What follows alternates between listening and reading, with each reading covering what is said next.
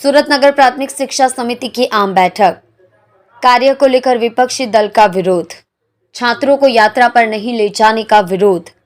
Boot मोजे के order की देर से डिलीवरी के खिलाफ विरोध। राम मंदिर शिक्षा समिति की बैठक में उठा मुद्दा। 22वें विपक्ष ने की स्कूल में छुट्टी की मांग। बनने जा रहा है राम मंदिर, छुट्टी की मांग।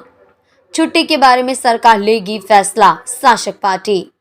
स्कूल में ही मनाया जाए राम मंदिर का जश्न, शासक पार्टी की मांग। ससेक्स पार्टी ने की मांग। स्वामी विवेकानंद की तरह भगवान राम की तस्वीर देने की मांग। नव सीमांकन क्षेत्र के 35 स्कूलों पर एसएनसी को नहीं मिला कब्जा। सिर्फ अब 2200 छात्रों की 2.5 महीने तक जूते और दस्ताने की वर्दी दी जाएगी।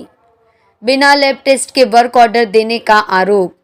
हूँ राकेश शिरपरा, नेता विपक्ष नगर प्राथमिक शिक्षण समिति सूरत। આજરોજ નગર પ્રાથમિક શિક્ષણ સમિતિની સામાન્ય સભા હતી।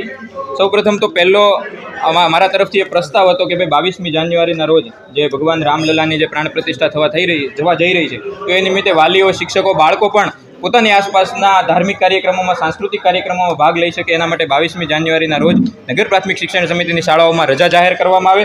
બીજું મુદ્દો કામ નંબર 1માં વિરોધ એ હતો કે અહેવાલ લખવામાં જે વારંવાર ગોટાળાઓ કરવામાં આવે છે, તો માંગણી એ છે કે શિક્ષણ સમિતિની તમામ સામાન્ય સભાઓનું લાઈવ રેકોર્ડિંગ કરવામાં આવે।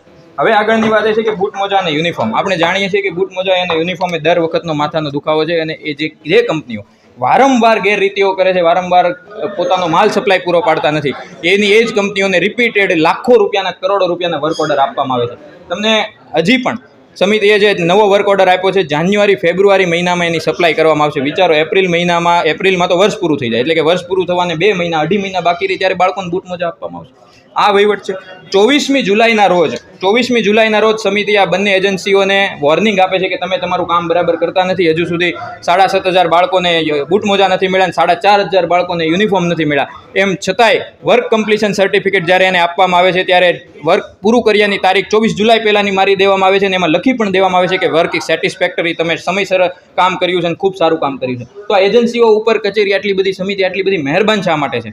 આપણે બાળકોના વહીવટ કરવા માટે આવ્યા છીએ, આપણે બાળકોના પ્રતિનિધિ છે, આપણે બાળકોના એડવોકેટ છીએ, નહીં કે એજન્સીઓના। એ વારંવાર વાત થઈ। બીજું, સાથી શિક્ષકોની નિમણૂક જે કરવામાં આવી છે, 711 સાથી શિક્ષકોની નિમણૂકનું કામ 2 કોન્ટ્રાક્ટરોને આપવામાં આવ્યું છે। 17,000 રૂપિયા અહીંયાથી એ કચેરી પાસેથી લે છે। તમે 711 × 17 500 કરશો એટલે ખ્યાલ આવશે કે કરોડો રૂપિયાનું કામ છે। અને શિક્ષકોને આપે છે 12,013 રૂપિયા, 12,013 રૂપિયા। વિચારો, એક શિક્ષક દીઠ કમસે કમ 3,000 રૂપિયા, 4,000 રૂપિયાનો ગેપ છે। 711 ને 3,000, 4,000 વડે ગુણીએ એટલે લાખો રૂપિયાની રકમ થાય। તો આ લાખો રૂપિયા શિક્ષકોના છે, શા માટે એજન્સીઓને આપવામાં આવે છે? એજન્સી સમિતિ જાતે કેમ આ કામ નથી કરી શકતી? લાખો રૂપિયાનું પૈસા એજન્સીઓને આપવામાં આવે કરતાં તો જાતે આઉટસોર્સ કરી લે, જાતે નિમણૂક કરી લે। તો આ તમામ મુદ્દે આજરોજ વિરોધ નોંધાવવામાં આવ્યો અને રજૂઆત કરવામાં આવી।